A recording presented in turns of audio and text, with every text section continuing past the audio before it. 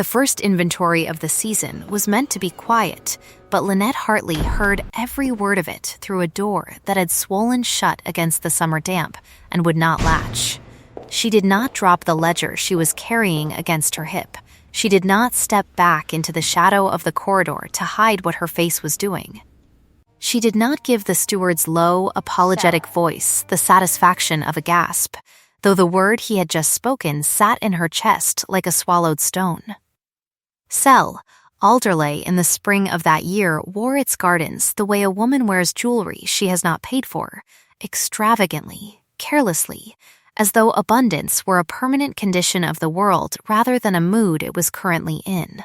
And the house itself seemed to hold its breath along with her, its long windows catching the noon light and throwing it back in 100 small, indifferent flashes, as if the light too had somewhere better to be. Nothing in that hallway had ever been made with Lynette in mind. The portraits going back 4 generations of vain dukes and their handsome, entitled wives did not include her,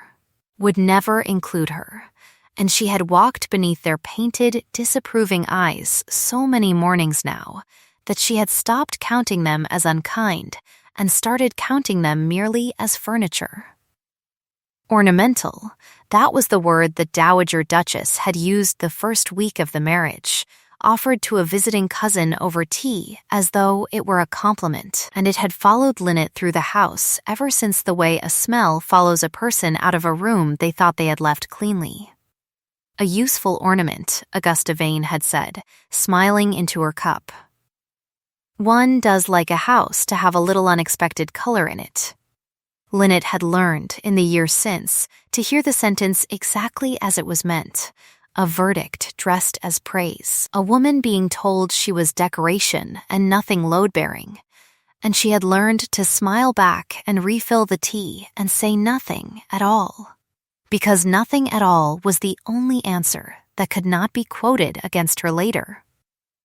Her hand found the ring on its chain beneath the collar of her gown, without her permission, the way it always did when the house grew too loud around her in its silent, gleaming way, and she pressed her thumb once against the small chipped garnet at its center, the only stone anyone had ever given her that she had not had to earn her right to wear.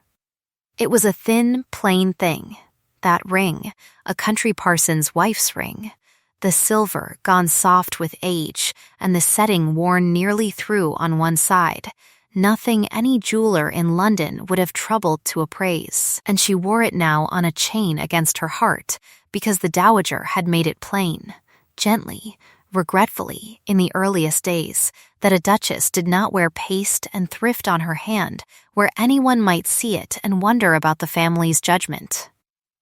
Her mother had given it to her the winter she died, pressing it into Lynette's palm with fingers already too thin to close around anything larger, and had said, in the particular dry, unhurried voice she used for things she meant to be remembered, a true stone needs no crown to be worth keeping. Lynette had been 12. She had not understood it then as anything but comfort, a soft thing said to a frightened child in a cold room, and it was only later, much later, standing in hallways that did not want her, that she understood her mother had been arming her for exactly this kind of morning. No one in that hallway that day had asked Lynette Hartley what she was worth. They had simply begun, very quietly, to write it down. Through the study door she could hear Mr. Prentice's pen scratching, unhappily, in fits and starts, the sound of a man doing a task his conscience did not agree with. And she could hear the Duke's voice above it, level, unhurried, giving instruction the way he gave every instruction, as though the words cost him nothing and the outcome interested him only distantly. "List them all," he was saying.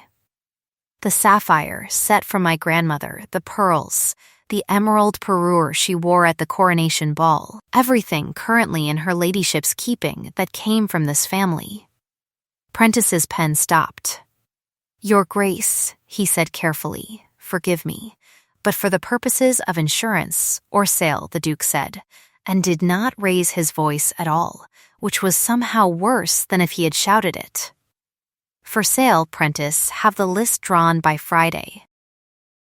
Lynette stood very still in the corridor with the ledger pressed against her hip and the garnet pressed into her thumb, and understood in the particular cold, clear way that understanding arrives when it has been expected for some time without being named, that she was standing outside her own liquidation.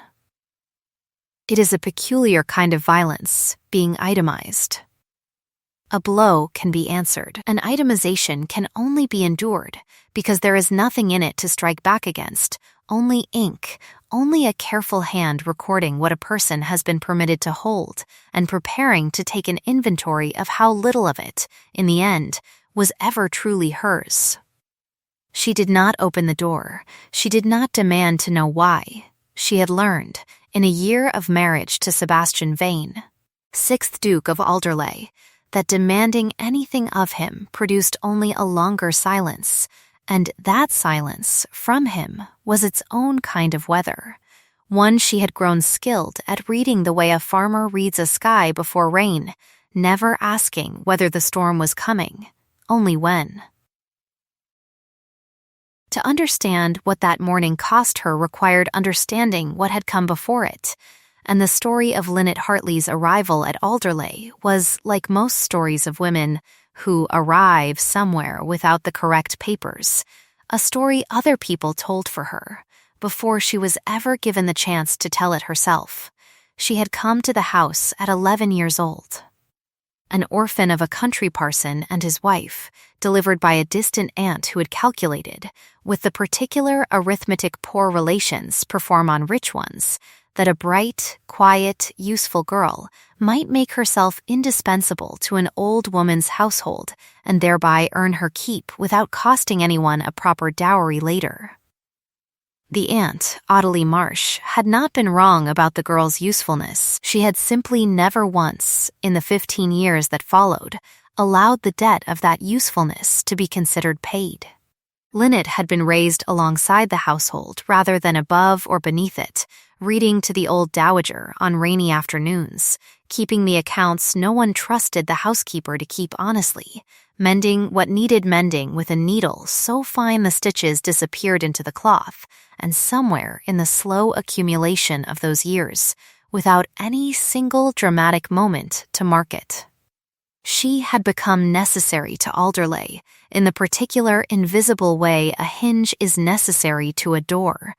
unnoticed exactly because everything continued to open and close smoothly around her. It was that competence the old Duchess had valued and never once complimented aloud, because to compliment it would have been to admit that a girl with no fortune and no name worth speaking of had made herself worth more to the house than several of the daughters it had actually paid to educate. Sebastian Vane had grown up half in that house himself, a cousin's son fostered there after his own father's early death, and for years Lynette had been to him what the furniture was, familiar, present, unremarked upon, the girl at the edge of every room who kept the ink from running dry and the accounts from running wrong. No one, least of all Lynette, had expected that to change. Society had already written the ending of that story for her, and it was not a story in which she married the Duke. It was a story in which she grew old quietly in service to whichever Vane needed a companion that decade, thanked occasionally, paid modestly, remembered, if at all, as useful. That the story had swerved a year ago into an entirely different ending was a fact London had not yet forgiven either of them for. He had proposed to her in March in the cold, unornamented library at Alderley, with no witnesses and no romance that anyone present could later report, and the marriage had gone forward before the family could properly organize its objections, which was, Lynette suspected even now, precisely why he had done it that way. It was not love exactly that London assigned as the motive, because London did not care to imagine a duke capable of anything so undignified. It assigned instead a long list of tidier, uglier explanations, that she had trapped him, that she had used her long intimacy with the household to manufacture an opportunity, that a portionless girl of no family had simply outlasted every better-born rival through sheer proximity, the way damp outlasts paint. Portionless, that was the word that had traveled fastest and stuck hardest. Portionless, said at first with pity, and later, once the marriage proved inconvenient to certain hopes, with something considerably less kind. A portionless bride brought nothing to a marriage but herself, and society, Lynette had learned within a month of her wedding, did not consider herself sufficient collateral for a duchess's chair. Lady Cordelia Vane had been the chief among those certain hopes, and she had not troubled to disguise, in the year since, that she considered the marriage a mistake correctable by patience. She was the old duke's niece by his younger brother, raised within the family's orbit on the understanding, spoken and unspoken, that she would one day close the circle by marrying its head. And she carried that expectation the way she carried everything else, lightly, beautifully, as an ornament so well fitted to her that no one had ever thought to ask whether it was true. Cordelia's cruelty, when it came, rarely announced itself as cruelty. It arrived dressed as concern, as wit, as the kind of teasing charm the family had rewarded in her since childhood, and had never once rewarded in Lynette, because charm, like fortune, was inherited rather than earned, and no one begrudges an heiress the manners that come free with her name. "Is everything quite all right?" Cordelia had asked her only that week, in the hearing of 3 other guests.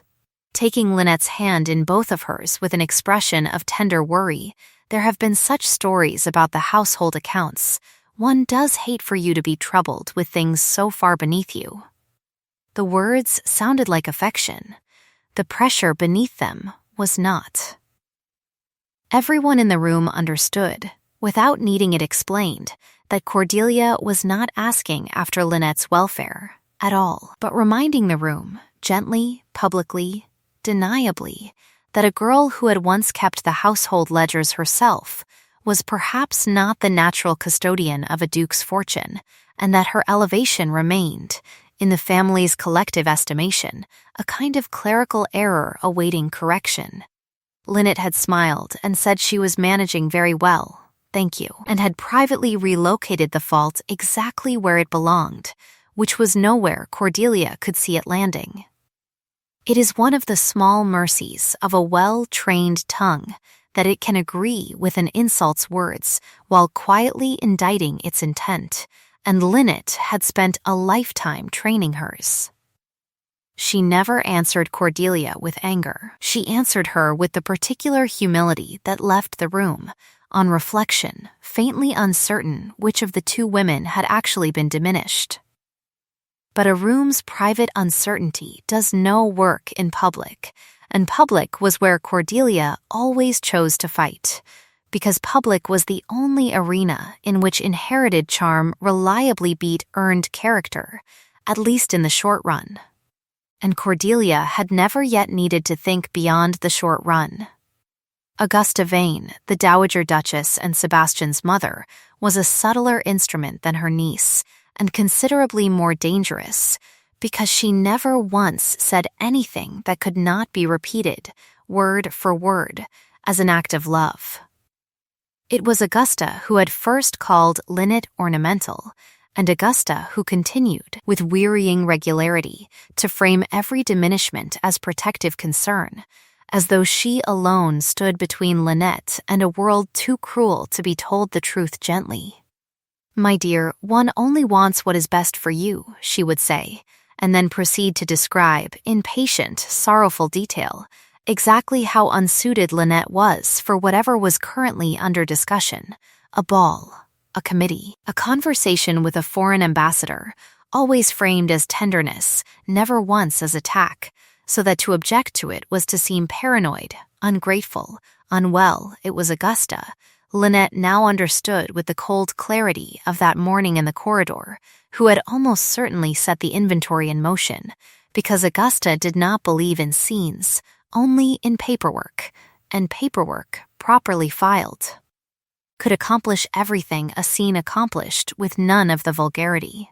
A society editorializes about its own cruelty only in whispers, never in shouts, and Augusta Vane was the whisper made flesh, elegant, unhurried, devastating, and utterly, permanently deniable. It was Aunt Audley who arrived that same afternoon, having somehow already heard, because news of the kind that wounded Lynette traveled through that house faster than any post could carry it, and who found her niece in the small sitting room folding linens that did not need folding. The particular busy work of hands that requires something honest to do, while the mind works through something less honest. Audley did not embrace her. She rarely did. She settled instead into the chair opposite with the air of a woman arriving to collect on an old account, and said, without preamble, that she hoped Lynette had not done anything to provoke the Duke's economies, that a wife's first duty was to give her husband no cause for displeasure, and that she, Audley, had certainly not raised a girl to embarrass a family that had been generous enough to take her in. The words sounded like guidance. The self-interest beneath them was not disguised at all, not even a little, because Audley had spent 15 years quietly borrowing against Lynette's position, small loans that were never repaid, invitations extended to herself on the strength of her niece's title, and she had no intention of watching that arrangement jeopardized by whatever indiscretion, real or invented, had brought the household to this pass. Lynette folded the linen in her hands one more time than it required, and said only that she had done nothing, and that she did not know what she was meant to have provoked, which was, she reflected, the plainest sentence she had spoken all day, and the one least likely to be believed. Audley sniffed, as though the plainness itself were evidence of guilt, and left with the particular satisfaction of a woman who has delivered a lecture and mistaken the silence that followed for repentance rather than restraint. No one saw what it cost Lynette to fold that linen calmly instead of throwing it across the room. That, too, by now, was familiar. The public accounting, when it came at the midsummer ball the family held each year at Alderley, an event so entrenched in the county's calendar that not attending it would have required a death in the family or a scandal larger than any currently on offer. And so the entire county arrived, dressed in its finest, to watch, though it would not have called it watching, a marriage quietly come apart in public. The ballroom had been dressed for the occasion in white and gold, candles multiplied 100-fold in the long mirrors along the eastern wall, until the whole room seemed to glitter with a wealth it had not, strictly, earned, since half the flowers had been borrowed from a neighbor's hothouse and the champagne watered at Augusta's private instruction to save the difference for the following quarter. It was not lost on Lynette, standing at the edge of that glittering room in the pale gray gown she had chosen, because it asked nothing of anyone's attention, that the whole of society ran on precisely this principle. Borrowed splendor arranged to look like abundance, provided no one troubled to check the accounts too closely. She wore, that night, the sapphire set from the Duke's grandmother, because Augusta had insisted a duchess appear at her own ball dressed as a duchess whatever quiet arrangements were underway behind the scenes, and the stones sat cold and heavy at her throat all evening, like a debt she had been asked to wear, as though it were a gift. Sebastian crossed the room to her only once in the first 2 hours, correct in every particular, offering his arm for the opening set, with the exact courtesy he would have shown a stranger, and she took it because refusing would have been its own kind of scene. And they danced the whole of it, without either of them saying a single word that meant anything, his hand at her waist as impersonal as a hand could be, while still technically touching a person. And when the music ended, he bowed and returned her to the edge of the room, as though returning a borrowed object to its proper shelf. Not admiration.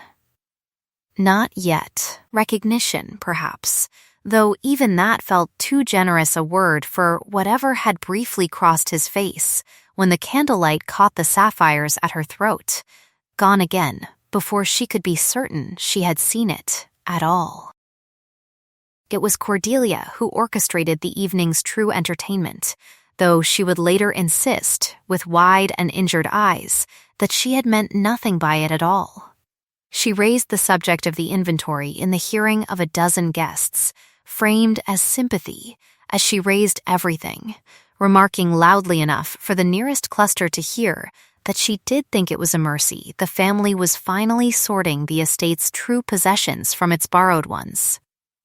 That a household ought to know precisely what belonged to it and what had simply been permitted to sit there a while, wearing the family jewels as though it had always meant to keep them. It was not a question. No one in that circle mistook it for one. The nearest guests laughed, not all of them, not even most of them, but enough, the particular partial laughter a room grants a clever cruelty it does not quite have the courage to condemn outright, and Lynette felt the sapphires at her throat turn, in that instant, from ornament to evidence. She could have said any number of things. She could have reminded the room that every stone she wore that night had been chosen for her by the dowager, not an hour before the guests arrived, that she had asked for none of it, wanted none of it, would have worn her mother's plain silver ring to her own wedding if anyone had asked what she wanted, instead of what the family required her to display. She said none of it. She smiled instead, the particular small, level smile she had perfected over a year of practice, and said only that she was sure Lady Cordelia was right, that a household did well to know exactly what it owned, and that she herself had never claimed to own any of it at all, only to have been trusted, briefly, to keep it safe. The words sounded humble, the indictment folded inside them was not, and for one clean moment the partial laughter faltered, uncertain now which woman it had actually been laughing at. But a room's uncertainty is a fragile, short-lived thing, and Augusta moved smoothly into the silence before it could resolve in Lynette's favor, remarking that they oughtn't tease the poor girl further. She did try so hard, and the sympathy in her voice landed on Lynette like another small, deniable blow, because trying so hard was, in that house, its own quiet accusation, a phrase reserved for people whose best efforts were understood, by everyone present, to fall permanently short. What happened next happened quickly, though Lynette would remember it afterward in the slowed, separate fragments of a moment the mind refuses to file away whole. She reached up, without deciding to, and unclasped the sapphires from her throat with hands that did not shake, though she would examine them for trembling for days afterward and find, with something like surprise, that they truly had not. She did not fling them down. She did not weep or raise her voice, or give the watching room the scene it had spent the whole evening quietly hoping for. She crossed the floor instead, in full view of every guest who had gathered by then to watch, and placed the sapphires in Mr. Prentice's startled hands, where he stood near the refreshment table with his own inventory list still folded, unfinished, in his breast pocket, and said, in a voice pitched to carry exactly as far as it needed to and no further, that he might add these to his list directly, since it seemed the family wished its property returned promptly. Then she unpinned the emerald brooch from her bodice and set it beside the sapphires, then the pearl bracelet from her wrist. The room had gone very quiet by then, the particular held breath quiet of a crowd that has stopped pretending not to watch, and into that quiet Lynette said, still perfectly level, that she believed that concluded everything currently in her keeping that belonged to the house of Alderley, and that she hoped the accounting, whenever it was finished, would find the family's property entirely accounted for. She did not look at Sebastian while she said it, though she felt the whole room's attention swing toward him the instant the words landed, waiting to see what a duke did when his wife undressed herself of his family's wealth in front of half the county and dared him, without ever once raising her voice, to explain himself. He said nothing. He did not cross the room. He stood very still at its far edge, with a glass in his hand he had stopped drinking from some time before, and whatever moved behind his eyes in that moment, Lynette was not close enough, or perhaps not permitted close enough, to read it, and the not knowing hurt considerably more than Cordelia's laughter had. It was not accusation she felt, standing there in her plain gray gown with her throat and wrists suddenly bare and cold in the candlelight. It was fear, thin and precise, that she had just done something that could not be undone, that composure spent all at once was still composure spent, and that a woman who had just handed back every borrowed thing she owned had very little left to bargain with if the house decided to take the rest as well. No thunder cracked over Alderley that night. No curtain fell to spare her the room's attention. The orchestra, after the smallest of hesitations, a single held breath of silence in which even the candle flames seemed to lean toward her, began again. The same tune it had been playing before, and the dancers, after a moment's uncertain shuffling, resumed their places as though nothing at all had happened, because that, Lynette had learned, was the particular cruelty of a world like this one, that it could witness a woman's dignity nearly break in half and simply continue dancing, unbothered, already reaching for its next amusement. She left the ballroom a few minutes later, and it was only once she reached the corridor beyond the candlelight, where no one could see her do it, that she allowed her hand to rise to her throat and find, beneath the collar of her gown, the thin chain and the small chipped garnet still hanging there, warm from her own skin, the one thing in that entire glittering room that had genuinely, uncontestedly, always been hers. She left Alderley's ballroom that night, wearing exactly what she had walked into the family with 15 years before, a plain gray dress of her own choosing and her mother's ring on its chain against her heart, and nothing whatsoever that the house had ever lent her, and there was a fierce, quiet satisfaction folded somewhere inside the humiliation of it. Small and hard as the garnet itself, that she recognized, with some surprise, as the first honest thing she had felt all evening. A true stone needs no crown to be worth keeping. She had not thought of her mother's voice in some time, not clearly, not word for word,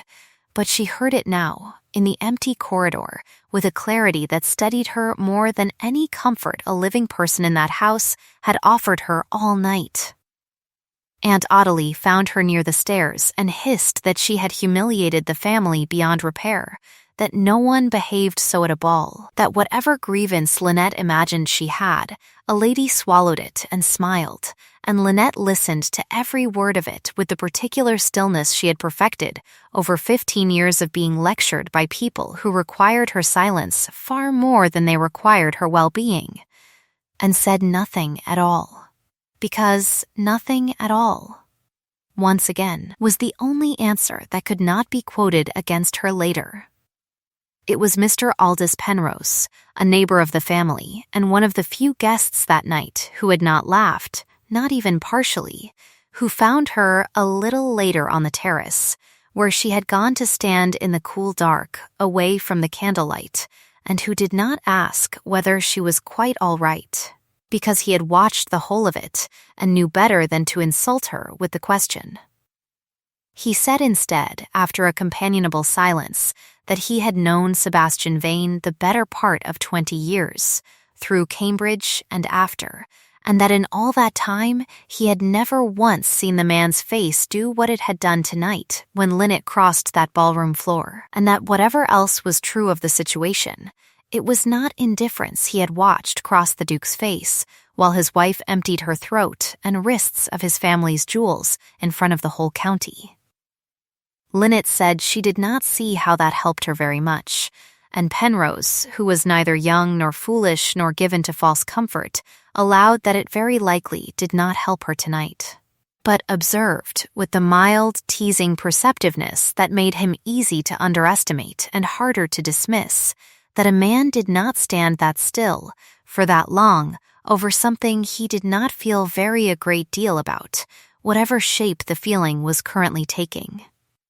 He left her with that, and no further attempt at comfort, which was, Lynette thought, the kindest thing anyone had offered her all evening, precisely because he had not tried to make it kinder than it was. Sebastian did not sleep well that night, though no one in the house would have known it, since he had never once in his adult life permitted his household to witness him unsettled, and it was this discipline, more than any affection, that had first earned him his reputation as a man carved rather than born, cold marble in a warm season. He walked the length of the long gallery some time after 2 in the morning, past the ranked portraits of ancestors who had never, as far as the family records showed, married for anything so undisciplined as feeling, and stopped, for reasons he did not examine too closely, at the door of the room where his wife's jewelry had once been kept and now sat, boxed, awaiting Prentice's completed accounting. He did not go in. He stood in the corridor for some minutes, with his hand not quite touching the door, turning over, in the unhurried, methodical way he turned over every decision of consequence, the particular image of Lynette crossing that ballroom floor with her chin level and her hands entirely steady, giving back what the family had lent her as though the losing of it cost her nothing at all, when every instinct he possessed, watching her, had told him it had cost her a very great deal, and that she would rather have walked through fire than let the room see it. He had ordered that inventory believing, on the strength of a letter he had not yet shown anyone, that his wife had been quietly selling pieces of the family's jewelry to a man in town, a rumor delivered to him by his mother with exactly the right blend of reluctance and sorrow to make it sound like a confidence rather than a weapon, and he had told himself, drawing up the order, that a full accounting would settle the question cleanly, without accusation, without scene.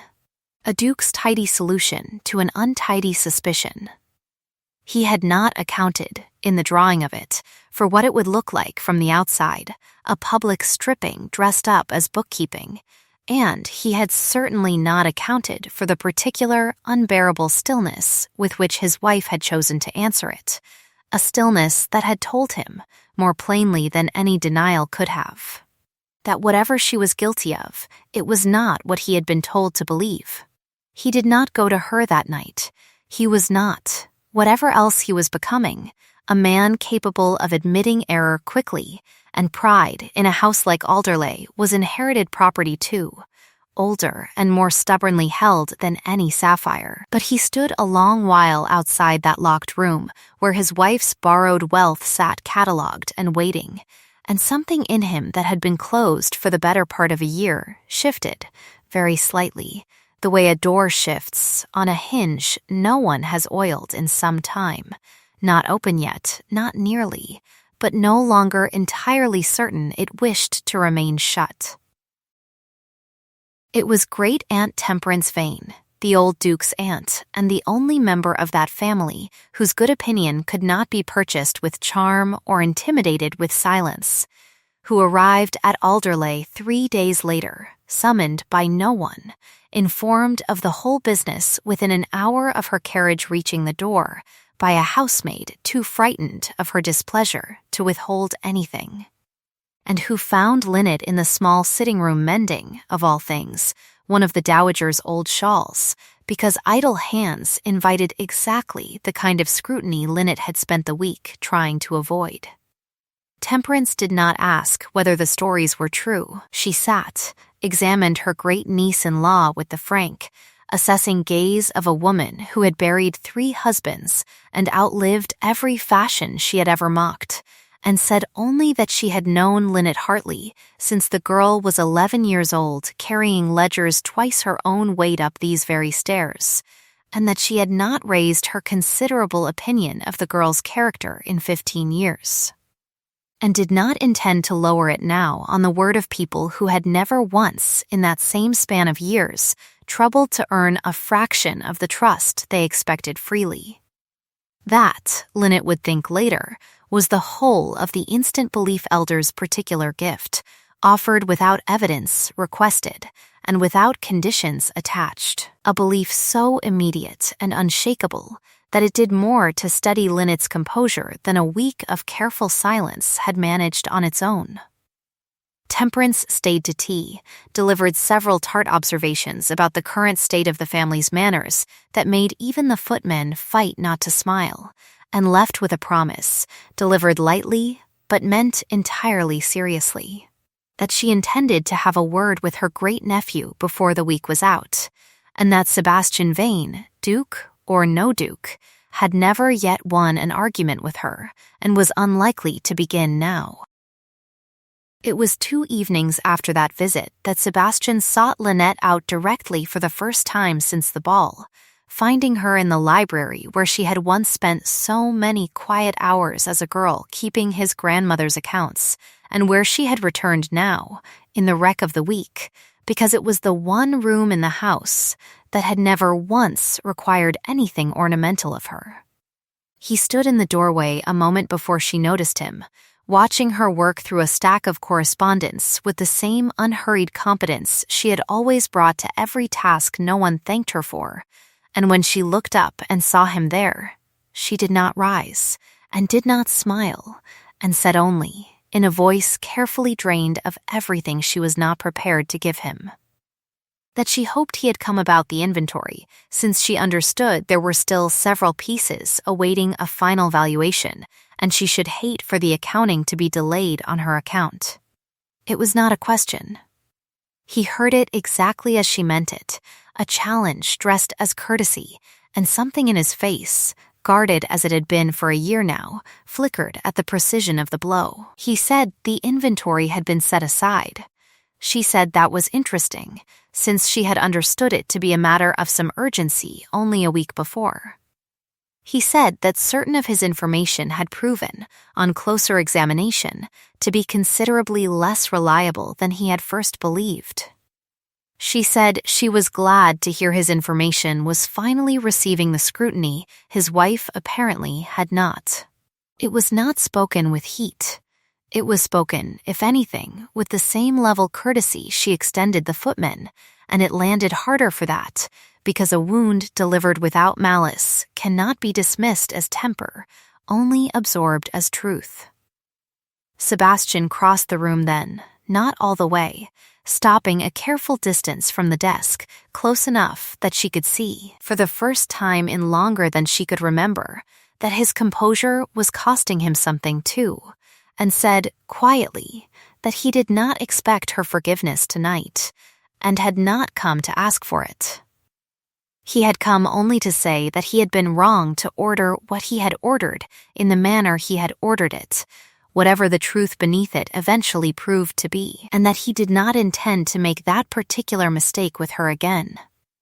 Lynette set down her pen very carefully, the way a person sets down something they are not entirely certain their hand will hold steady otherwise, and said that she appreciated him saying so, and that she hoped he understood she had not married a name, or a house, or a set of sapphires she had never once asked to wear, and that if the family required an ornament, it would need to look for one considerably more willing than herself. Not admiration, crossing his face in that moment. Not yet. Something closer to reckoning, the particular expression of a man revising, slowly and against long habit, an entire inventory of his own making. He did not apologize again, and she did not soften further to meet him, and the conversation ended, as most of their conversations had ended that year, without resolution, without touch, without either of them saying the one true thing sitting closest to the surface. But he did not leave the room immediately either, and for a long moment they simply stood in the quiet library together, the same room where a girl of 11 had once kept his grandmother's accounts, without ever once being asked what she wanted for herself. And something between them had shifted, however slightly, in a direction neither of them was yet prepared to name aloud. Later that night, alone in the room that was still, technically, hers, Lynette took the ring from its chain and held it a long moment in her open palm, turning it once in the candlelight the way she had turned it 1,000 times before,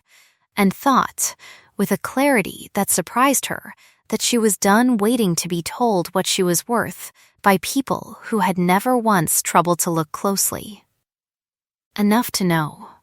She did not sleep long that night either, and when morning came she rose before the house woke properly, dressed herself without ringing for the maid, and walked the length of the East Gallery in the gray hour, when the portraits looked less like judges and more like witnesses too tired to keep frowning, and found, to her mild surprise, that Sebastian had beaten her to it. He stood at the tall window overlooking the drive with a cup of chocolate going cold in his hand, still in his shirt sleeves, and did not turn immediately when she entered, though something in the set of his shoulders told her he had heard the door.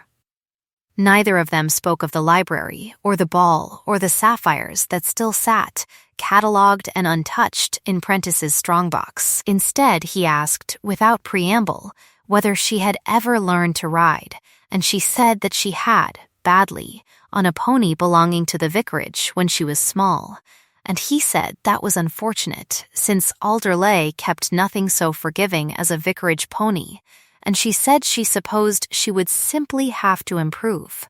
and something in the exchange so ordinary, so entirely unornamented by apology or accusation, felt more like a beginning than anything either of them had managed to say directly. It became, over the following fortnight, a habit neither of them named aloud. He rode with her most mornings before the house was fully awake, correcting her seat with a dry economy that made her laugh more than once. An unguarded sound she caught herself making, and then, embarrassed, tried to take back, though he had already heard it, and something had eased briefly in his face at the sound. A society raised on silence mistakes any unguarded laugh for weakness, but between two people learning each other honestly for the first time it functioned instead as a kind of currency, small, involuntary, impossible to counterfeit, and Lynette found herself, against every instinct 15 years of careful self-suppression had trained into her, spending it more freely than she meant to. He never once, in those mornings, called her ornamental. He never once suggested she was decoration rather than substance.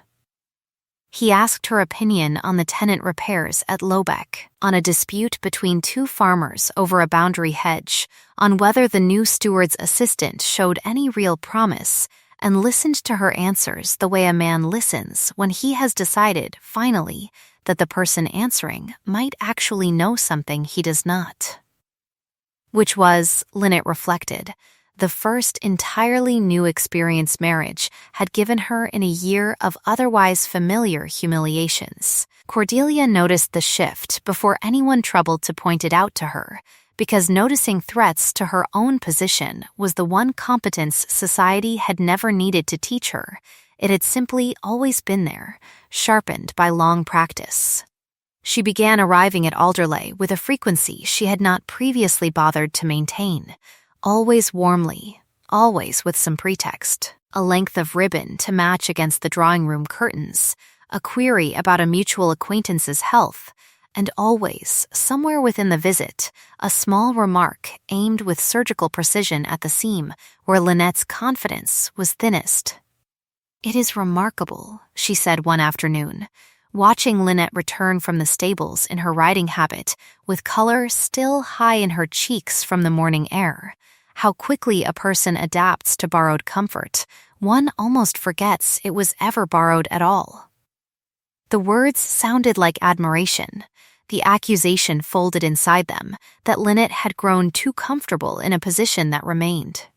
in Cordelia's estimation, provisional, was not disguised at all to anyone listening closely, and Lynette, who had grown considerably more practiced at hearing such sentences exactly as they were meant, replied only that she supposed anyone might grow accustomed to kindness, given enough of it, and that she was grateful the family had finally seen fit to extend some. It was not a direct insult. It did not need to be. The room's momentary hesitation, weighing which woman had actually landed the truer blow, was reward enough, and Lynette had learned by then to collect such small victories quietly, the way she had once collected pressed flowers as a girl, private, unshowy, hers alone to know she had won them. It is a peculiar arithmetic society performs on women without inherited standing, that no accumulation of merit is ever permitted to outweigh the original absence of fortune, and Cordelia, whatever else she lacked, understood that arithmetic perfectly, and meant to keep reminding the room of its terms for as long as the sums continued to favor her. Augusta, for her part, had grown quieter rather than louder, which Lynette had learned, by then, to read as considerably more alarming. The dowager's cruelties had always arrived dressed as concern, but concern requires an audience to perform for, and Augusta's sudden preference for private conversation, brief, pointed exchanges conducted in doorways and corridors where no one else could overhear the exact wording, suggested to Lynette that some new campaign was being assembled out of sight. The way a general moves troops under cover of darkness rather than across open ground where the enemy might count them. "My dear," Augusta said to her one evening, catching her alone on the stairs, "I do hope you understand that whatever warmth my son shows you at present, a man's affections are easily redirected by circumstance. And a woman wise enough to have secured his notice once would do well to remember how narrowly that notice was secured, and how easily circumstance might unsecure it again. It was not a threat, precisely, it was worse than a threat, because a threat could be answered, and this was merely observation, delivered with the particular sorrowful patience Augusta reserved for lessons she believed she was doing Lynette a kindness by teaching. Lynette said only that she would remember it, and climbed the remaining stairs with her spine very straight and her hand. Once she was safely alone in her own room, pressed hard against the small garnet at her throat, breathing until the room stopped feeling quite so much like it was closing. The letter arrived on a Tuesday, delivered not to the house directly but to the family's solicitors in town, a firm called Holloway & Sons that had managed the Vane Trust for 3 generations, and it was Mr. Holloway himself who rode out to Alderley 2 days later, gray-faced and apologetic, to place it in Sebastian's hands with the particular reluctance of a man delivering news he already knows will not be received calmly. Lynette was not present for that first reading, and would only learn the whole of its contents later, in pieces, assembled from what Sebastian chose to tell her, and what Prentice, troubled past discretion, let slip in the retelling. The letter was unsigned, written in a hand disguised well enough to pass for anyone's and no one's, and it alleged, in careful, damning detail, that the Duchess of Alderley had been observed on 3 separate occasions entering the shop of a jeweler named Croft in the town of Lobeck, and that on the most recent of these occasions, the 14th of the previous month, she had sold to him the Alderley sapphire bracelet, the very piece she had so publicly and dramatically returned to the family at midsummer, and that the proceeds of this sale had been observed, by the letter's anonymous author, being conveyed by her own hand to a man of no fixed situation, living under an assumed name at the edge of the village. It was, the letter noted with performed regret, precisely the kind of conduct the family's marriage settlement had been drafted to guard against, and it invited the trustees to consider, given the gravity of the allegation, whether the current arrangement of the estate remained in the family's best interest. What made the letter more than gossip, what made it a document with teeth rather than a rumor with none, was the codicil attached to the old Duke's will, a clause Lynette had known existed in outline, but had never seen invoked, which held that full and unencumbered control of the Alderley estate and its considerable income would pass to Sebastian outright only if no public scandal or proven impropriety attached to the dukedom within. The first 3 years of any marriage he contracted, failing which the trust would revert, for the remainder of that term, to the administration of the old duke's nephew, a cousin named Reginald Vane, a man Lynette had met only twice and disliked instinctively both times, whose interest in seeing that particular clause invoked was, everyone in the family understood without needing to say it aloud. Considerably more financial than moral. Reputation, standing, the future itself, all of it now sat balanced on the truth or falsehood of a single unsigned letter, and Lynette understood, hearing the shape of it second-hand from a white-faced prentice, that the stakes of her marriage had just widened from a private wound she alone carried into a public liability the entire house might be made to pay for. Sebastian came to her that evening in the small sitting room where she had once mended the dowager's shawl, and this time he did not stand at a careful distance. He crossed the room directly, the letter itself in his hand, and set it on the table between them, and said, without preamble, that he needed to ask her plainly whether any part of it was true. It was, Lynette noted, an entirely different question than the one he had failed to ask her a fortnight before, when he had simply ordered an inventory and let the accusation act itself out in silence. This time he was asking. This time he stood close enough that she could see the effort the asking cost him, the particular strain of a man who has learned, too late for comfort but perhaps not too late for use, that certainty built on someone else's word is a poor foundation for a marriage. She read the letter through once, slowly, and felt her stomach turn cold at the 14th of the month, because she remembered that day with a clarity she wished, in that moment, she did not possess. She had indeed gone to Croft's shop that day. She had indeed sold something there, though it was not the sapphire bracelet, which had been sitting the whole while in Prentice's strongbox exactly where she had left it at the ball, catalogued, counted, untouched, a detail so easily checkable that she nearly laughed at the writer's carelessness even through the fear closing around her ribs. What she had sold was a pair of small pearl earrings that had belonged to her own mother. One of the last few pieces of her own modest inheritance still in her possession,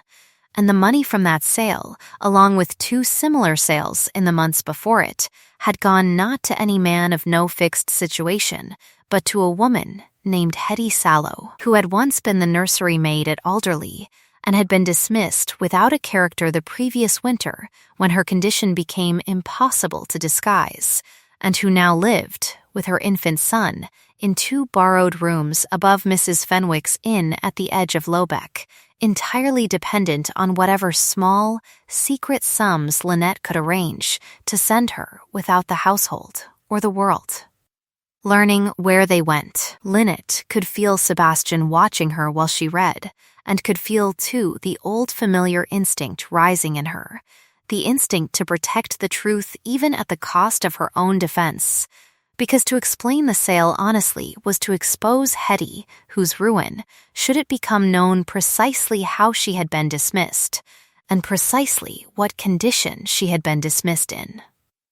would be considerably more complete and considerably more permanent than any embarrassment Lynette herself currently faced. Not yet, she thought, folding the letter closed with hands she was pleased to find steady. Not admission, not denial, not yet. She said only, when Sebastian asked again, quietly, whether she had been to Croft's shop, that she had, and that the sapphire bracelet he might find, if he cared to check, exactly where Prentice had placed it after the ball, untouched, uncounted against, and that beyond that she was not, at present, able to tell him more, not because there was anything in it she was ashamed of, but because the truth involved a person whose safety mattered to her considerably more than her own comfort, and she would ask him if he could find it in himself to trust her a little longer without the whole of it. It was, she knew even as she said it, very nearly the hardest thing she had asked of him in the whole of their acquaintance, harder than the ball, harder than the silence that had followed it. Because it required him to extend to her the one thing his upbringing had trained him hardest against giving anyone. Unearned belief. He was quiet a long moment, turning the letter over once in his hands, and said finally that he would check the strongbox himself that same night, and that whatever the rest of it proved to be, he did not believe. Whatever else he had believed a fortnight ago, that his wife was a woman who sold his family's jewels to fund a lover. It was not everything. It was, Lynette thought, watching him leave the room with the letter still in his hand, considerably more than she had let herself hope for only a month before, and she pressed her thumb once, hard, against the garnet at her throat, and told herself that tonight, soon, she would find some way to tell him the rest of it, without costing Hetty everything the telling would cost her. The strongbox, when Sebastian opened it himself that night, with Prentice standing anxious at his shoulder, produced exactly what Lynette had said it would,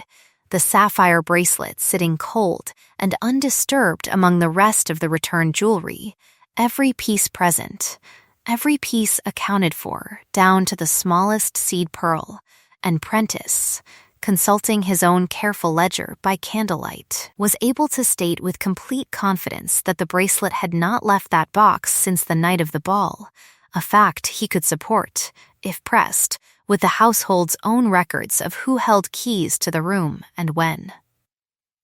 It was the first anomaly, and it was, on its own, enough to unravel the letter's central claim, but it was Great Aunt Temperance, summoned again by Sebastian himself this time, rather than arriving unasked, who supplied the anomaly that finished the work.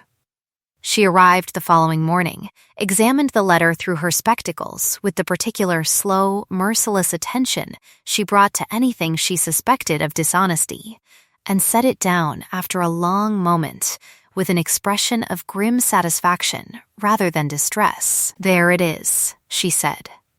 "The 14th. She informed the room, with the flat authority of a woman reciting something she had lived rather than merely heard, that on the 14th of the previous month, she herself had been laid up at Alderley with a chest complaint severe enough to bring the physician out from Lobeck twice in a single day, and that Lynette had sat with her nearly the entire afternoon and evening, reading aloud, applying compresses, refusing to leave even when Temperance herself had ordered her off to rest, a fact the physician's own visiting log, kept meticulously by that same physician for billing purposes, and still in his possession, would confirm to the hour. A woman could not, Temperance observed dryly, be simultaneously nursing an elderly relation through a fever at Alderley and standing in a jeweler's shop in Lobeck conducting a clandestine sale, however talented the household believed her to be, and she would thank whoever had constructed this particular fiction to at least trouble themselves with a calendar before attempting it again. It was not, on its own, proof of who had written the letter. It was, however, sufficient proof of what the letter had gotten wrong, and wrong in a manner too precise, too specific, to be honest error, because only someone who had genuinely seen Lynette enter Croft's shop that week and had simply mistaken or deliberately misremembered which day could have constructed an accusation so nearly plausible. Sebastian, reading the physician's log against the letter's claimed date with his jaw set hard enough that Lynette could see the muscle working beneath his skin, said only, in a voice gone very quiet, that whoever had written this had known enough true detail to make the lie convincing, and that a stranger did not know Lynette's habits well enough to construct a fiction this careful, which meant the letter had not come from a stranger at all. It was Mr. Croft himself, sent for discreetly by Aldous Penrose, who supplied the final piece, arriving at Alderley nervous and apologetic, his ledger clutched against his chest like a shield, and confirming, once reassured that his own conduct was not under suspicion, that he had indeed sold 3 small items for the Duchess over recent months: a pair of pearl earrings, a garnet drop no larger than a thumbnail, and a slender gold bar brooch, all modest pieces, all sold at fair value, and none of them, he wished to state plainly, anything resembling the Alderley sapphire bracelet,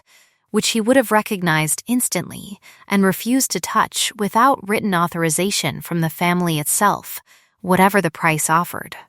He recalled, too, on being pressed gently by Penrose, that on one of those visits he had noticed a woman waiting outside his shop window a good while, watching, though she had not come in, a fashionably dressed young woman he had assumed at the time to be waiting for a companion, and who he now recalled, turning the memory over with visible discomfort, had borne a considerable resemblance. Now that he thought of it, to the young lady who had visited his shop only the week before to inquire, quite unprompted, whether he had lately done any business with the Alderley household. Cordelia's name was not spoken aloud in that room, not directly, not yet, because no one present possessed proof sufficient to accuse a vein of forgery to her face, and a family, whatever its private certainties, does not open that particular door without being entirely prepared for what walks through it afterward. But the shape of the truth was plain enough to everyone present that no one troubled to pretend otherwise once Croft had gone, and Temperance, folding her hands with the satisfaction of a woman who has just watched a puzzle complete itself exactly as she suspected it would, observed only that jealousy made careless liars of even clever women, because jealousy, unlike patience, could never quite bring itself to check its own arithmetic before spending it. What Lynette had not accounted for, in the relief of the letter's central lie collapsing so cleanly under its own impossible date, was that the truth still owed itself the rest of an explanation, and it was that night, with the household finally quiet and the immediate danger to Sebastian's inheritance lifted, that she went to him herself for the first time in their marriage, rather than waiting to be sought. She found him in the study, the same room where she had once overheard the word "cell" through a swollen door, and she told him, without preamble, the whole of it: Hetty Sallow's dismissal, the child, the 2 rooms above Mrs. Fenwick's inn, the small sums carried quietly from her own modest inheritance, because the household's money was not hers to give, and she had not wished to ask permission for a kindness she suspected, given the family's opinions on the matter, would be refused. She told him she had not confided it sooner, because Hetty's ruin, should it become widely known precisely how and why she had been dismissed, would be total and irreversible in a way that her own embarrassment, however painful, was not, and that she had judged, rightly or wrongly, that her silence was a smaller cruelty than the alternative. Sebastian listened to the whole of it without once interrupting, and when she finished he was quiet long enough that she began to wonder whether she had, after all, judged him wrongly in choosing to trust him with it now. But when he finally spoke, it was not to question her and not to reproach her for the silence, but to ask, simply, what Hetty needed, and whether it might be arranged more securely and more permanently than a few small sums scraped together from earrings she could not easily replace. It was not admiration exactly, crossing his face in the candlelight, watching her.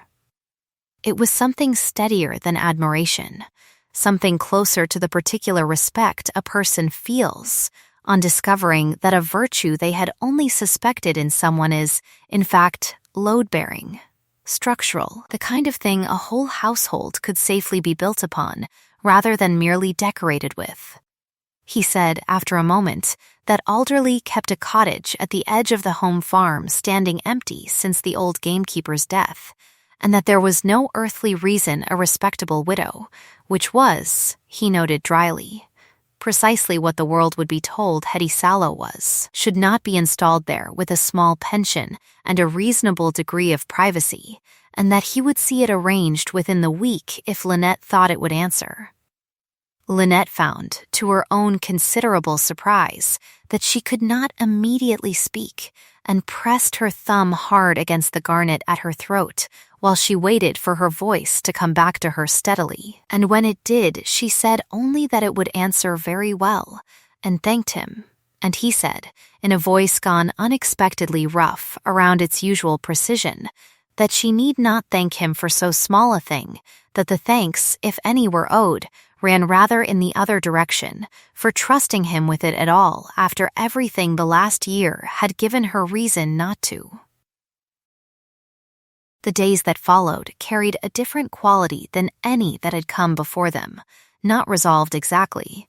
not yet, but softened, the way weather softens in the hour before a storm finally breaks, rather than continuing to threaten indefinitely. Sebastian's public conduct toward Lynette changed in ways the household could not help but notice. Small things, a hand offered without being asked, a chair drawn for her before a footman could reach it, and once, memorably, at a dinner where Cordelia attempted, with rather less confidence than usual, to revive some version of her old teasing about portionless brides and borrowed comfort, Sebastian himself answered before Lynette had to, in a voice pitched low but carrying exactly as far as it needed to, that he had lately had occasion to review precisely what his wife had brought into this family, and had concluded that the accounting favored her considerably more than it favored anyone currently seated at that table, a remark delivered with such flat, unhurried finality that even Augusta, watching from the head of the table, found nothing further to add. It was not universal laughter that followed, because a room does not entirely abandon its old alliances in a single evening, but it was enough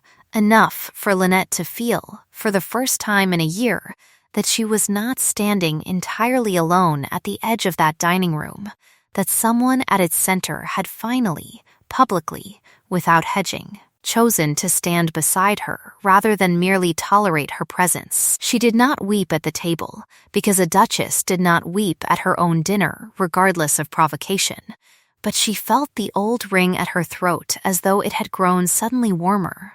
and thought, with a clarity that startled her, that her mother would have liked this particular silence considerably more than any of the ones that had come before it. But even as the household's temperature shifted, Reginald Vane had not yet finished with the matter, and it was Mr. Holloway who arrived again a week later,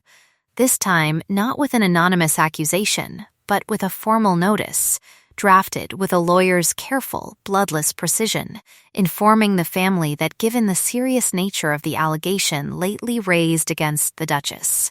however satisfactorily it now appeared to have been answered within the household's own private inquiries, the trustees felt it their duty, for the protection of the estate and all parties concerned, to require a formal hearing before the full board, at which the matter might be examined and closed on the record, once and for all, so that no future accusation of this kind could be raised again without proper resolution. It was, Holloway admitted unhappily, largely at Reginald Vane's own insistence, a man who had shown, in Holloway's careful phrasing, rather more enthusiasm for the proceeding than strict necessity required, and the hearing was set for a fortnight hence, to be held not at Alderley but at the trustees' offices in town, a detail that struck Lynette, on hearing it, as its own small cruelty, that even her exoneration was to be conducted somewhere she had no home ground to stand on. Sebastian's jaw had gone tight reading the notice, and he had said, quietly, that he would not have her paraded before a board of solicitors like a defendant, that he intended to write to Holloway directly and settle the matter privately, but Lynette had surprised herself, and him, by saying that she thought she would rather go. Rather stand in that room and answer whatever questions the board saw fit to ask, because a truth explained only in private, however comfortably, left room for a lie to keep circulating in public, and she found, turning the thought over, that she had grown tired, finally, bone-deep tired, of being spoken about in rooms she was not permitted to enter and defended by people who were not herself. It was, she realized only as she said it aloud, the truest thing she had told him yet, truer even than the confession about Hetty, because it was not a secret she was protecting, but a decision she was making. The particular, unmistakable feeling of a woman moving, for the first time in a very long while, from enduring her circumstances to actively shaping them. The storm that would eventually strand them together at Alderley's furthest cottage had not yet gathered on the evening the notice arrived, though the sky that day had already gone the particular flat, wading gray that country people learned early to read as warning, and Linnet, standing at her window that night with the letter's fortnight now counting itself down somewhere beneath her ribs, found that she was no longer entirely certain whether the tightness in her chest belonged to fear of the coming hearing or to something else entirely. Something that had been building in smaller, quieter increments across every shared ride and every returned glance and every unguarded, unornamented moment Sebastian had allowed her these past weeks. Something she had not yet permitted herself to name, because naming it, she suspected, would cost her the last of the composure she had spent a year learning to keep intact at any price. Somewhere below her, in the study he had not yet left, she could hear the low murmur of his voice through the floor, still discussing the hearing with Holloway's letters spread before him, and, she thought, pressing her palm flat against the cold glass, that whatever answer the trustees eventually required of her, there was another answer, considerably harder to give and considerably more dangerous to ask for, that the two of them had not yet spoken aloud to each other at all. The storm broke 2 days after the hearing concluded, and by then the whole business that had once threatened to strip Sebastian of everything but the title on his coffin had been reduced, in the trustees' own careful language, to a matter satisfactorily resolved and closed upon the record, no further action required. Mr. Holloway had read the physician's log aloud himself, and Croft's ledger after it, and Great Aunt Temperance had sat through the entire proceeding in the front row, with her spectacles fixed on Reginald Vane the whole while, so that by the time the board's chairman inquired, mildly, whether anyone present wished to identify the letter's author, the silence that followed had a particular, satisfying weight to it.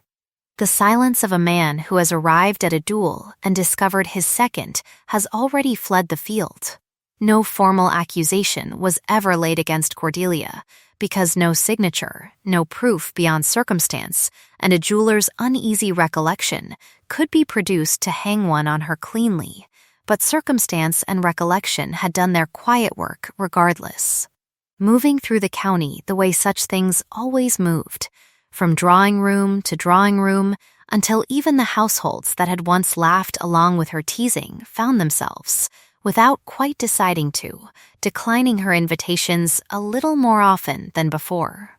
She left for her aunt's house in Bath within the month, and married the following spring. A baronet of modest fortune and modest expectations who never once, as far as anyone at Alderley ever heard, required her to sharpen her wit on someone smaller than herself, and Linnet found, turning the news over when it reached her, that she felt considerably less triumph in it than she had once imagined she would, only a kind of tired relief. The particular relief of watching a door close quietly on a room she had never wanted to enter in the first place. Augusta said little about any of it, though something in her had gone thinner and more careful since the hearing, and Linnet noticed, in the weeks that followed, that the dowager had stopped calling her ornamental altogether.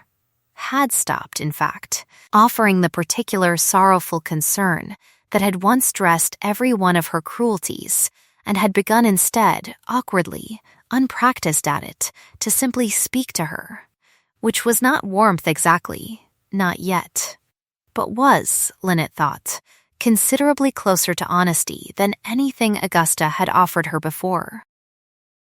It was on the way back from the cottage at the edge of the home farm, where they had gone together that afternoon to inspect the last of the repairs before Hetty and her son were to move in the following week, that the sky finally made good on 2 days of low, waiting gray, and the rain came down so suddenly and so completely that the horses shied and the light itself seemed to fail all at once. The world narrowing to gray sheets of water and the distant crack of thunder rolling in off the moor, Sebastian turned them back toward the cottage rather than risk the longer road home, and they arrived soaked through, laughing despite themselves at the absurdity of it. 2 people who had spent a year learning never to be caught unguarded, now standing dripping in an empty gamekeeper's cottage with no servant, no chaperone, no audience of any kind to see what either of them did next. The cottage held almost nothing yet. A single narrow bed frame without linens, a hearth Sebastian coaxed into life with the dry wood stacked against one wall for exactly this kind of emergency. A lantern, and the sound of the storm working itself into a fury against the small shuttered windows, and there was something in the bareness of it, Lynette thought, watching the fire catch, that suited the moment better than any ballroom ever could have. A room with nothing borrowed in it, nothing ornamental, nothing but the 2 of them and whatever truth they finally chose to bring into it themselves. She sat near the hearth, wringing water from the hem of her gown, and Sebastian stood a long while at the far side of the small room, watching her in the firelight with an expression she had learned, over the past weeks, to recognize as the particular stillness he wore when he was working very hard not to say something before he had decided it was safe to say it.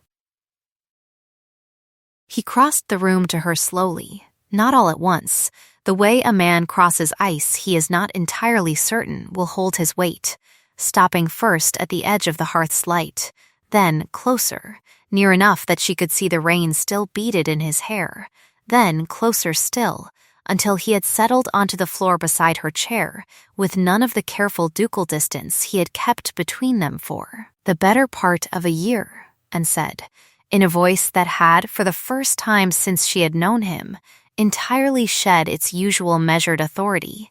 that he had been trying for some weeks now to find the correct way to say what he intended to say tonight, and had concluded, watching the storm,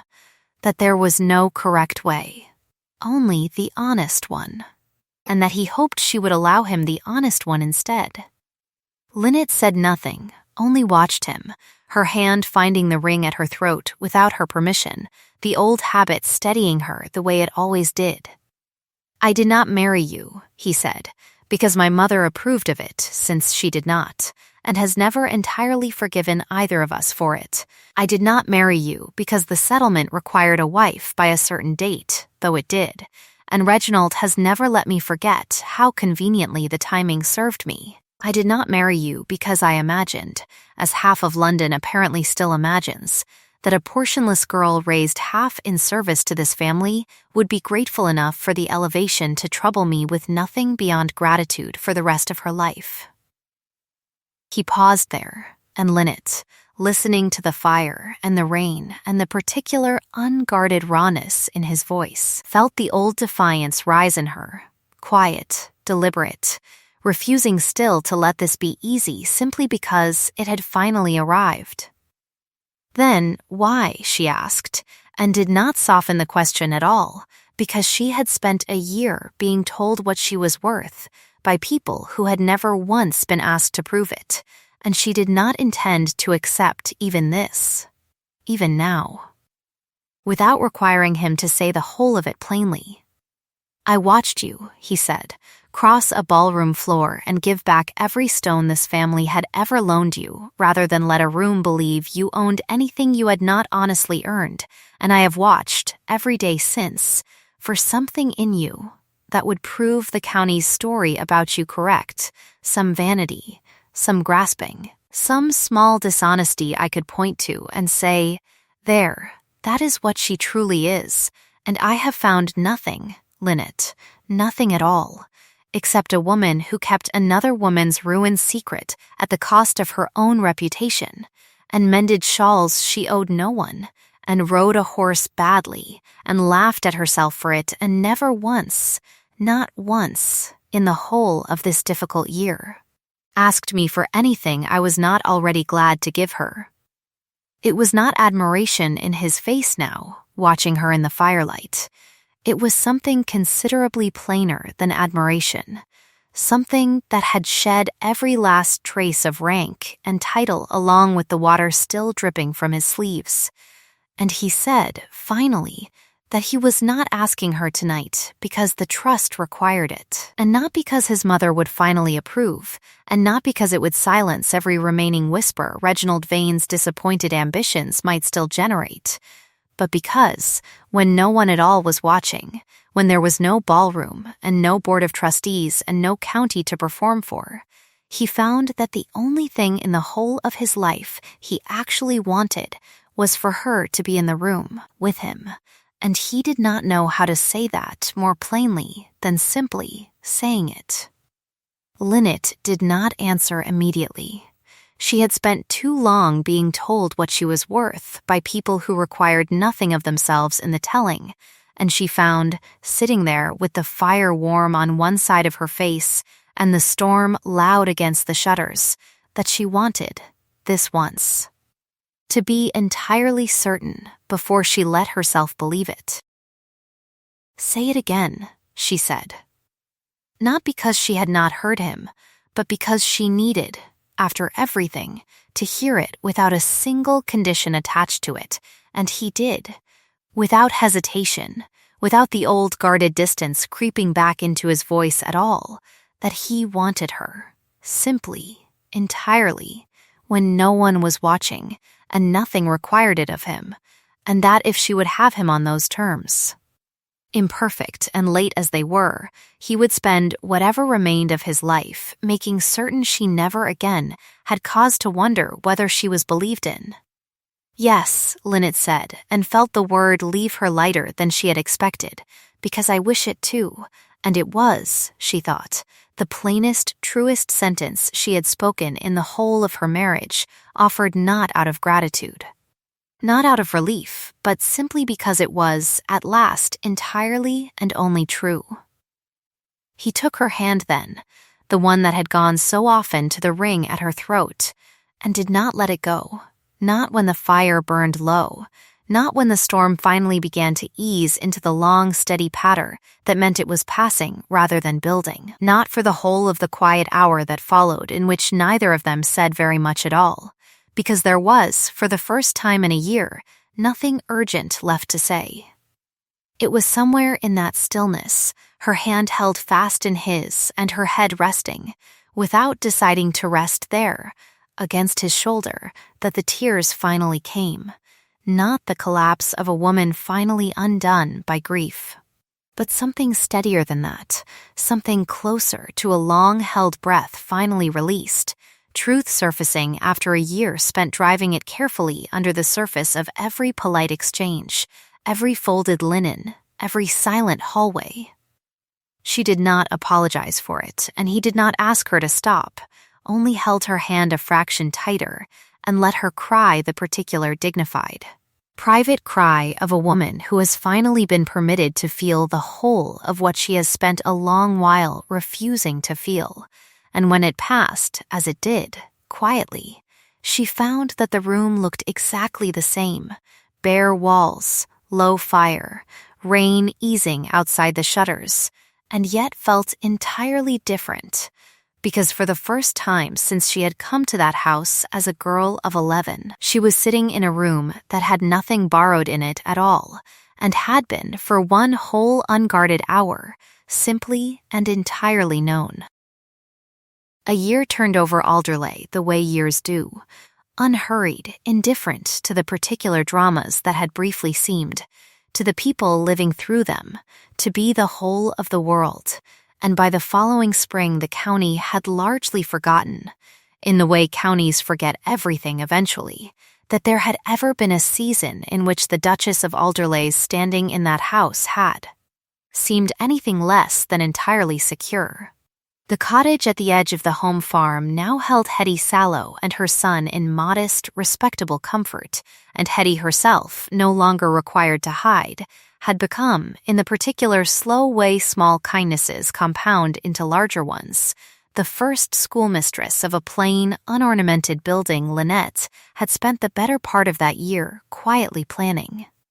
Funded from the estate's own income with Sebastian's full and public blessing, a school in the village of Lobeck meant for girls exactly like the one Lynette herself had once been, portionless, overlooked, raised on the assumption that competence without fortune behind it counted for very little in the world's accounting. She had drawn up the curriculum herself, reading and figures and the keeping of honest accounts, the very skills that had once made her indispensable to a household that never once thought to credit her for it, and she had insisted, over Audley's initial scandalized objections, that the school take in any girl of the parish regardless of her family's standing, because worth. Lynette had told her aunt with a calm that no longer required Audley's approval to sustain itself, was not something that arrived attached to a dowry, and she intended the school to prove it. Audley had grumbled and visited less often once it became clear her old leverage over her niece's gratitude no longer purchased what it once had, but even she, by the time the school's doors finally opened, had begun, cautiously, to speak of her niece's accomplishments to her London acquaintances with something that almost resembled genuine pride, the particular late, self-serving conversion of a woman who has decided it costs her nothing to claim credit for a success she did very little to earn. The opening of the school fell on a bright morning in early summer. The whole village turned out along the green before the plain stone building with its modest sign, and half the county besides, curious enough by then about the Duchess who had once emptied her own throat of sapphires in front of them all to see what she had built with the year that followed. Sebastian stood before that gathered crowd on the school's front step with Lynette beside him, not behind him, a positioning she noted with quiet satisfaction, and the crowd's low, expectant murmur thinned into the particular held silence a village offers when it senses something worth remembering is about to be said. He did not speak long. He had never been a man for long speeches, and Lynette suspected, watching him, that he had chosen brevity that morning precisely because he meant every word of what little he said, and did not trust himself to stretch it further without his composure slipping in front of half the county. There was a time, not so very long ago, he began, when a good many people in this county, myself among them for longer than I am proud to admit, believed my wife was worth very little beyond what use could be made of her, an ornament, useful in her place, and easily replaced should that place require someone more conventionally suited to it. They were wrong. He let the words sit a moment in the summer air before continuing, and Lynette, standing beside him with her hand resting lightly in his, felt the whole green go very quiet, waiting. She was never an ornament, he said. She was, from the very first year she came to this house as a girl with nothing but a ledger and a mended dress, the most competent person in it. And I was too slow, and too proud, and too well trained in the family's old arithmetic to see what was standing directly in front of me the entire time. She kept this household's accounts honest when no one thanked her for it. She kept another woman's ruin secret at the cost of her own name when the easier course would have served her better. She built, out of nothing but her own conviction and whatever portion of patience this county left her. A school that will still be teaching girls to read their own worth long after every one of us standing here today has been forgotten. The crowd's silence broke then, not into laughter, not into the old partial, qualified applause that had once greeted Cordelia's cleverness, but into something fuller and considerably less deniable, a genuine swell of clapping that started at the front of the green and rolled backward through the crowd, until even the doubters among them, the ones who had once whispered portionless with real contempt in their voices, found themselves clapping too, because there is a particular kind of proof a community cannot argue with once it is standing directly in front of them in stone and slate, and the sound of children already learning their letters inside. And Lynette, standing in the middle of that applause with her husband's hand still holding hers, found that she did not need to say a single word in her own defense, because the building behind her had already said everything necessary on her behalf. It was Great Aunt Temperance who found her a little later, once the crowd had thinned into smaller clusters admiring the new schoolroom and the children already seated at their slates, and who took Lynette's face in both weathered hands the way she had once, years before, examined a forged letter through her spectacles, and said, with the particular blunt satisfaction she reserved for having been proven right about something she had never once doubted, that she had told this family 15 years ago that the girl carrying ledgers twice her own weight up the Alderley stairs was worth more than the whole rest of the household combined, and that she took considerable, undignified pleasure in having lived long enough to watch the county finally catch up to what she had known all along. She was always worth believing in, Temperance said, not as a question, not as praise requiring an answer, but as a simple, settled fact, the kind a person states once a truth has finally stopped needing defending.